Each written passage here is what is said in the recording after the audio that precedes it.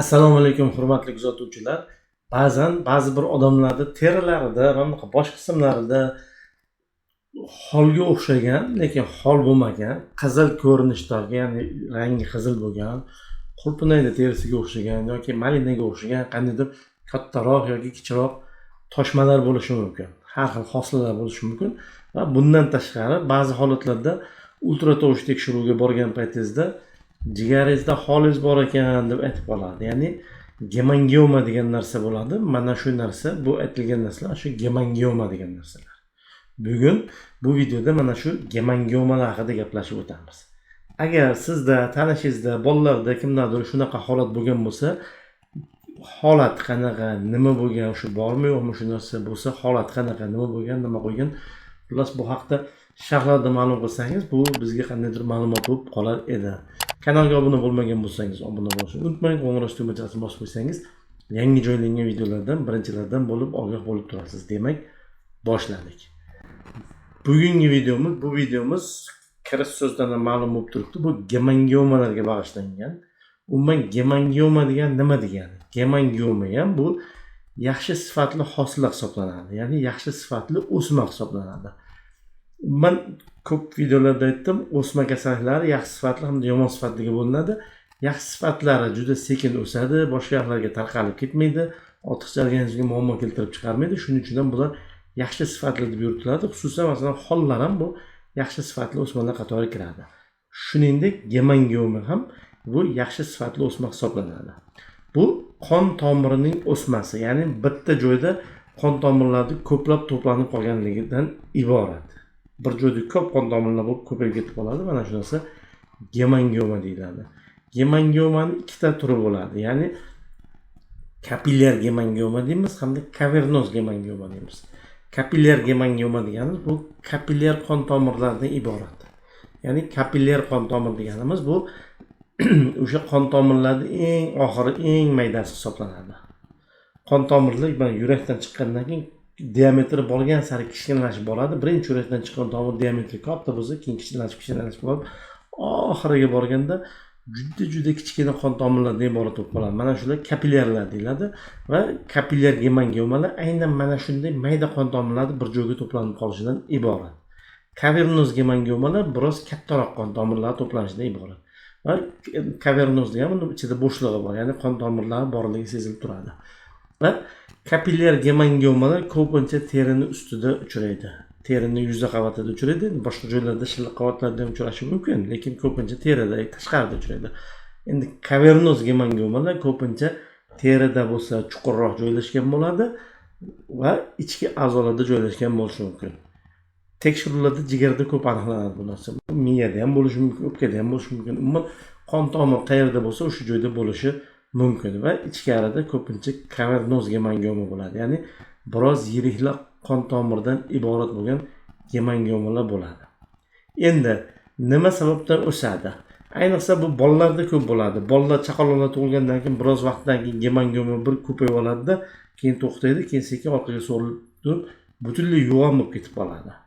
Katta odamlardagi yo'q bo'lib ketmaydi, o'zicha yo'q bo'lib ketmaydi. Kichkina bolalardagi chaqaloqlarda hosil bo'lgan gemangiomalar ko'pincha yo'g'on bo'lib ketib qoladi. Endi bu nimadan hosil bo'ladi? Bu qon tomirlarda hosil bo'lishini, paydo bo'lish jarayonining buzilganligidan.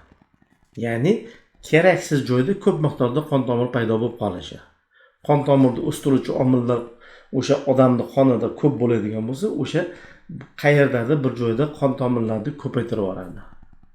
Gemangiomasi bor bo'lgan bolalar ko'pincha homila paytida o'zi homila bo'lgan paytda gipoksiya bo'lgan bo'lsa, ya'ni homilador ayolda gipoksiya bo'lgan bo'lsa, o'sha bolalarda ham ko'p uchraydi. Sababi gipoksiya bo'lgandan keyin organizm baribir buni qoplashga harakat qiladi, kompensatsiya qilishga harakat qiladi. Natijada qon tomirlarining miqdorini ko'paytirib yuboradi.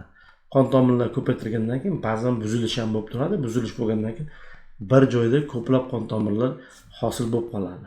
Umuman haligi chaqaloqlarda uchrashsa ko'p bo'ladi deb aytdim. Bu ham aynan shu sababli. Ya'ni chaqaloqlarda o'sish tez bo'ladi, qon tomirlar hosil bo'lishi tez bo'ladi va buzilish ham ko'p bo'lish ehtimoli bor. Hujayra qancha ko'p nima deydi, bo'linadigan bo'lsa, buzilish ehtimoli shuncha ko'p bo'ladi. Shuning uchun ham bolalarda ko'pincha uchrab turadi va ko'pincha sug'urilib ketadi. Va gormonlarning ta'sirida Qiz bolalarda gemangioma ko'proq uchraydi. Buni sababi qiz bolalarda o'stiruvchi gormonlar bor. Shuni ta'sirida ham gemangioma uchrash ehtimolligi bor. Bundan tashqari, asosiy omillar shular. Bundan tashqari infeksiyalar, turli xil infeksiyalar, jarohatlar qayerda urib oladigan bo'lsa, o'sha joyda baribir haligi jarohat bo'ladi, boshqa bo'ladi, bu yerda keyinchalik chandiq bo'ladi, qon tomirlar hosil bo'ladi. Bu jarayonda buzilish ketadigan bo'lsa, bu joyda ham gemangioma hosil bo'lib qolishi mumkin. Shuning uchun ham jarohatlar, infeksiyalar bular xavf omil hisoblanadi. Gemangioma hosil bo'lishi nuqtai nazaridan hamda gormonal buzilish bilan boruvchi kasalliklar. Bular oqibatida ham gemangioma hosil bo'lishi mumkin. Endi bu zararlimi? Ya'ni gemangiomaning qanaqa zararlari bor? Bu rak kasalligi o'tadimi yo'qmi? Mana shu haqida gapirib beraman. Gemangioma bu yaxshi sifatli o'sma kasalligi hisoblanadi. Bu rak kasalligiga, ya'ni yomon sifatli o'smaga o'tmaydi. Mabodo qaysidir odamda qon tomirda o'smalari paydo bo'ladigan bo'lsa, buni gemangiomasi bilan bog'liq emas. Ya'ni gemangioma bo'lmaganda ham o'sha odamda o'sha paytda boshqa sabab bilan qon tomirda o'smasi bo'lishi mumkin. Gemangiomani borligi bu ertadan keyin buni rakka o'tib ketadi deb bildirmaydi. Bu rakka o'tmaydi. Qanaqa zararlar bo'lishi mumkin? Qonashi mumkin. Joylashgan joyiga qarab bo'yin sohasida bo'ladigan bo'lsa yoki mana qo'llarda bir joyda ko'p ish qilinadigan joyda bo'layotgan bo'lsa yoki ko'p travma oladigan joyda bo'layotgan bo'lsa qon ketib qolishi mumkin.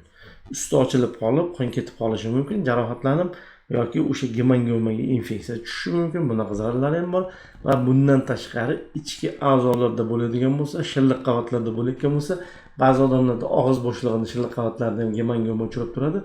Bu chaynashga, yutishga, ovqatlanishga xalaqit berishi mumkin. Yoki nafas yo'llarida, bronxda, tracheyada bo'layotgan bo'lsa, bu gemangioma o'sgan sayin nafas yo'llarini berkitib, nafas olishni qiyinlashtirib qo'yishi mumkin. Yoki atrof a'zolarni bosib turib, agar tez o'sadigan bo'lsa, atrof a'zolarni bosib turib, bu noqulaylik keltirib chiqarishi mumkin. Ya'ni boshqa a'zolarning faoliyatini buzilishiga sabab bo'lib qolishi mumkin. Mana shunaqa asoratlari bor. Endi qanaqa qilib davolaymiz? Ko'pincha bir 90-95% holatda kichkina gemangiomalarni davolash umuman talab qilinmaydi. Shunchaki nazoratga olib qo'yiladi. Ya'ni vaqti bilan 6 oyda, 1 yilda bir ko'rib turiladi. Va ko'pincha kichkina o'lchamdagi gemangiomalar odamda hayot sifati uchun hech qanaqa zarar keltirmaydi. Va ba'zi hollarda davolash talab qilishi mumkin. Bu mana misol uchun qon ketib qolsa, infeksiya tushib yallig'lanib qoladigan bo'lsa, kosmetik jihatdan nuqson bo'ladigan bo'lsa, yuzda ko'rinarli joyda bo'lib turib, masalan ayol kishida yuzda ko'rinarli joyda bo'lsa-da, kosmetik jihatdan nuqsonli bo'ladigan bo'lsa, yoki mana og'iz bo'shlig'ida bo'lib, odamni hayot sifatiga ta'sir qiladigan bo'lsa, yoki nafas yo'llarida bo'lib turib, nafas olishni qiyinlashtiradigan bo'lsa, mana shunaqa holatlarda davolanadi. Davolanish uchun medikamentoz deymiz, ya'ni dori-darmonlar yordamida davolanish mumkin.